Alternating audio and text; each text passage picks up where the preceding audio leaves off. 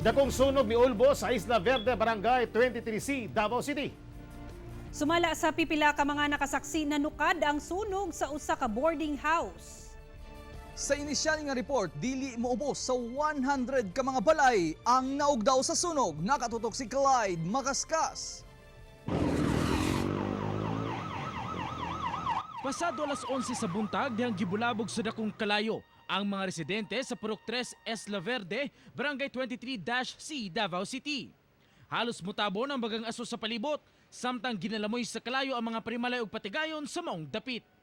Digkit o gama sa light materials ang mga panimalay. Busa, paspas ang pagkuyanap sa kalayo.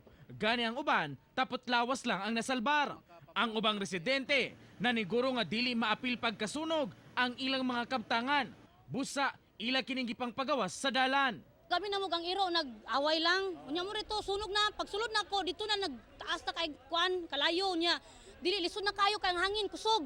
Pinaspasay ang kabombiruhan sa pagpatay sa kalayo. Apan, tataw nga naglisod sila tungod sa gagmayng dalan.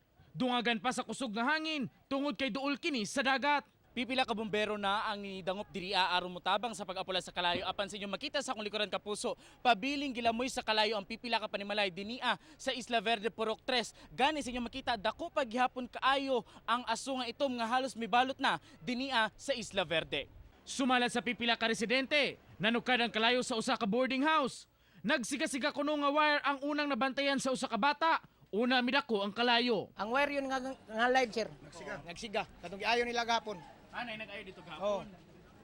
Nganong giayo man gahapon? Kaya na sangyad man sa atop. Di sangyad sa atop ang wire. Ilang gibantingan. Ya karon kay sagit ang anak may sunog pa. Asa dapit? Di nakalitok ang anak, di kat-kat ko. Tanaw na ko ang tiris man. Moment ni siga katong gibantingan. Wala pa man dayong napalong ang sunog. Pipila na ka mga apektadong residente ang namakwit sa covered court sa barangay.